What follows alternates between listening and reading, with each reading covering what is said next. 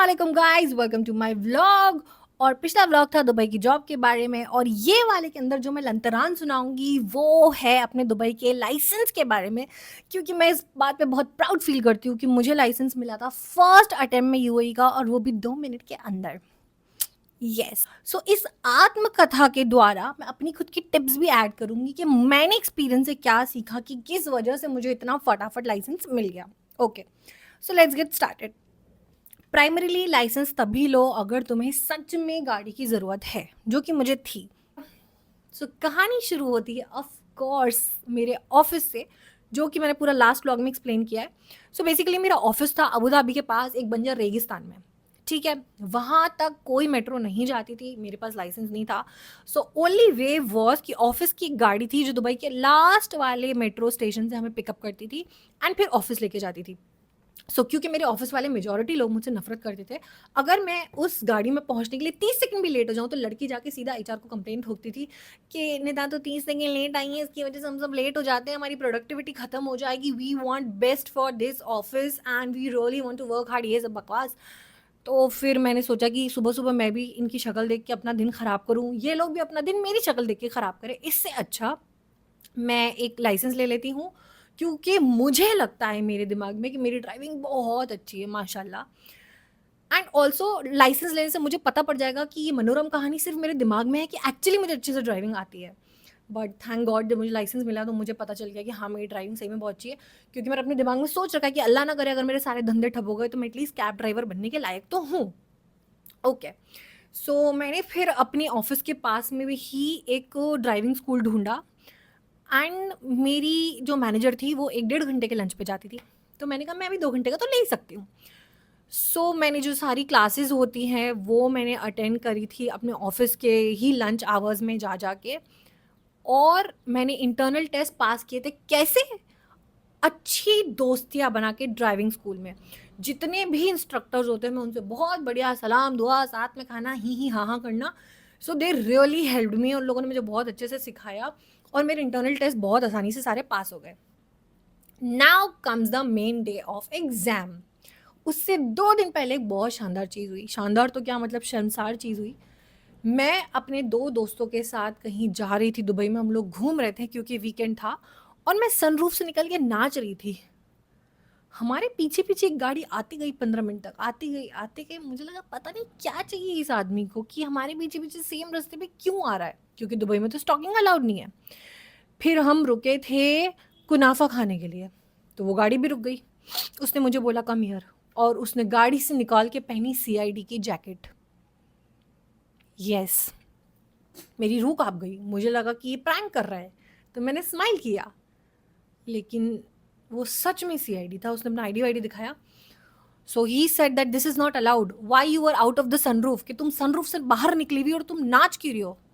Me being me, मैंने बहुत smart answer दिया। मैंने उसको बोला मैं नाच नहीं रही थी, क्योंकि मैं इतनी पतली और सुखड़ी हूं, हवा की वजह से मैं हिल रही थी। वो भाई गुस्से में तमतमा गया। उसने मेरे दोस्त को पूछा, वो गाड़ी चला रहा था, उसकी बीवी पास में बैठी थी और मैं पीछे नाच रही थी, तो उसने बोला कि जो फाइन लगेगा वो मुझ पे नहीं लगेगा। 6,000 दिरहम का, यानी 6,000 दिरहम, 8,000 दिरहम का फाइन था, जो कि 1.5-2 लाख रुपए होता है इंडियन रुपीस। वो फाइन उसने उस आदमी पे लगाया। बोले कि तुम दुबई कब आई हो, मुझसे पूछा। तो मैंने बोला कि मेरे को तो ज़्यादा टाइम नहीं हुआ है। तो बोले डू यू हैव लाइसेंस, मैंने बोला नो। तो उसने उस लड़के को बोला, मेरे दोस्त को, कि भाई तुम्हें सारे रूल्स पता होना चाहिए, ये तुम्हारी जिम्मेदारी कि पीछे जो लड़की बैठी है वो सेफ है या नहीं।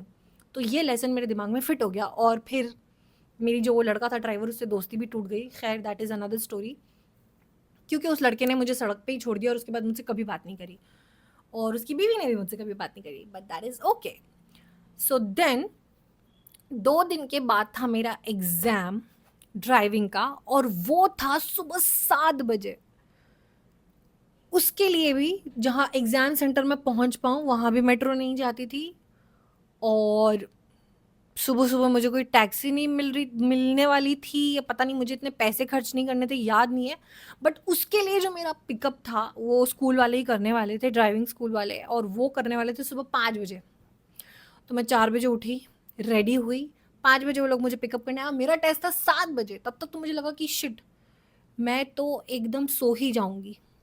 लेकिन तब तक अपने आप को जगाए रखने के लिए मैंने बहुत सारी यूट्यूब पे वीडियोज़ देखी कि टेस्ट कैसे पास करें।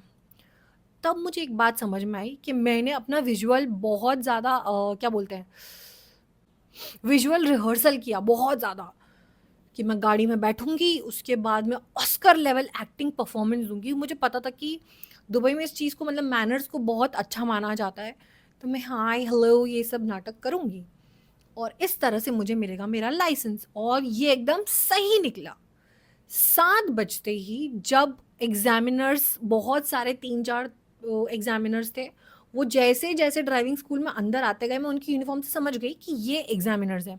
तो मैंने प्यार से गुड मॉर्निंग, हेलो, अस्सलाम वालेकुम ये सब करती रही, ठीक है? एकदम बढ़िया ड्रामा करती रही। उसमें से एक बंदे ने लेजिट मुझे आँखों में डाल के स्माइल किया था, आँखों में आँखें डाल के स्माइल किया था, और थैंक गॉड वही बंदा मेरा एग्ज़ामिनर बना।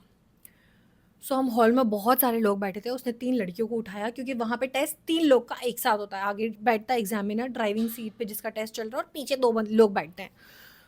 तो हम 3 लड़कियों को उठाया, सबसे पहले बिठाया, तो आगे एक लड़की का टेस्ट हुआ। वो बहुत गंदी गाड़ी चला रही थी।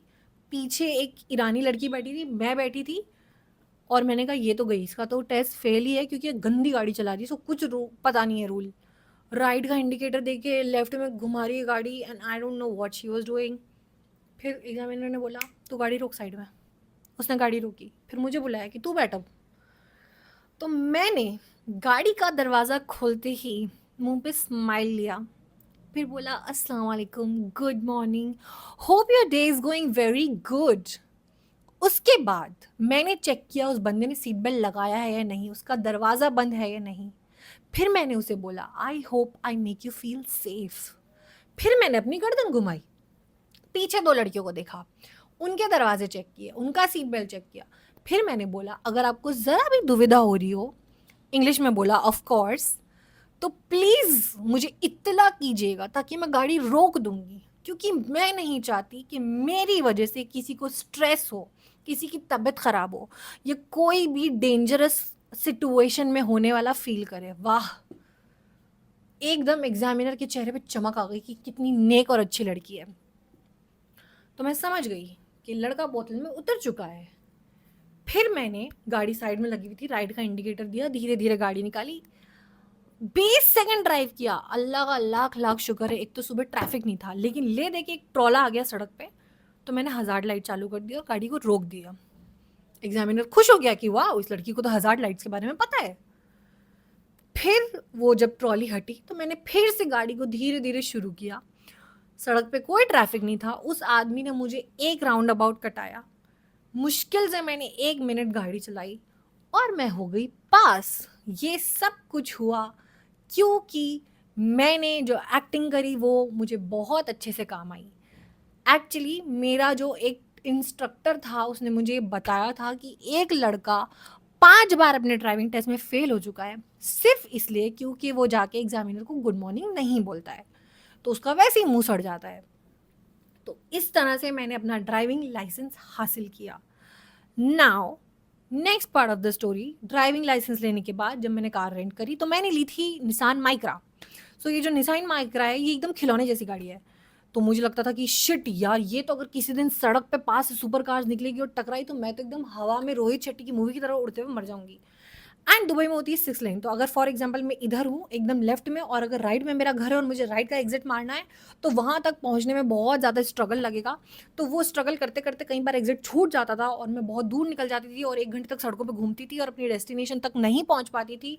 फिर सड़क पे खड़े होकर रोती थी, आते जाते लोग मुझे बेचारे, कोई ड्राइवर्स पूछते थे कि क्या हुआ। कई बार मैंने अपने जानने वाले लोगों को फ़ोन कर करके अपने दोस्तों को बुलाया और मैं आधे आधे घंटे उनके साथ रोई हूँ, और फिर वो मेरी गाड़ी लेकर गए हैं घर पे।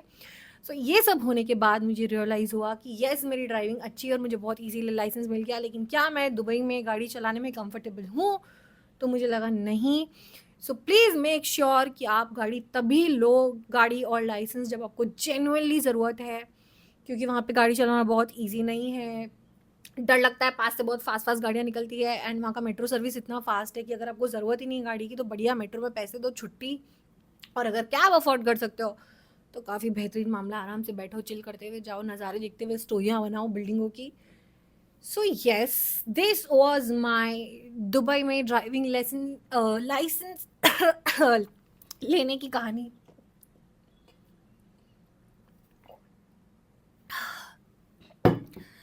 एंड इसी तरह कोई और कहानी सुननी है, और if you want me to vlog on anything else, तो प्लीज़ मुझे कमेंट में बताना। और कोई भी आपका दोस्त, रिश्तेदार, दुश्मन जो दुबई शिफ्ट हुआ है और लाइसेंस लेना चाहता है, उसको प्लीज़ ये व्लॉग सेंड करो, क्योंकि कसम खुदा की ये व्लॉग उसको देखने में काम आएगा। Please subscribe to my channel, keep liking my videos, और मुझे कमेंट करके बताना कि क्या वीडियो में अच्छा नहीं लगा, क्या अच्छा लगा। अल्लाह हाफ़िज़, बाय।